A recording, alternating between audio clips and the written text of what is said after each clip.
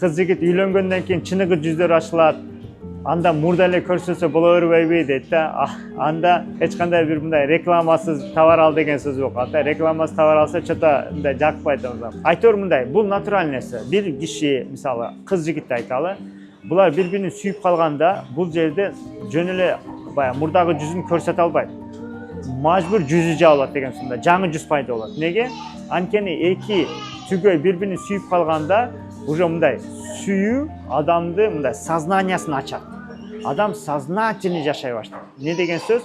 Мен ушул жерде мен азыр барсам тиге жоксам кандай карайт экен, ошон үчүн жакшы кийинишим керек. Мындай деп уже сознаниясын ачып калат.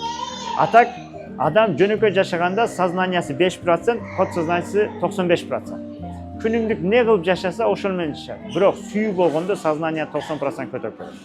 Адам натуральный бир сүйүү пайда болгондо уже ушул жерде жашай баштайт. Мында азыр ушул жерде сознательный болот. Ошондо албетте өзгөрөт. Мисалы, бир жигит кызды сүйүп калса, ал да мени сүйсүн деп туруп, сүйүлүш үчүн бүт нерсе кылат.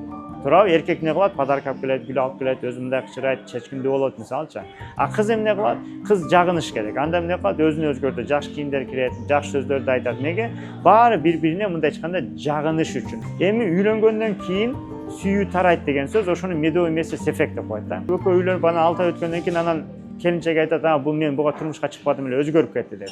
А жолдош айтат, мен буну менен үйлөнбөдүм эле, бул да өзгөрүп кетти. Жок, алар өзгөргөн жок. Экөө тең өзгөргөн жок, экөө тең өзүнө келди дегенде да. Чыныгы абал ошо.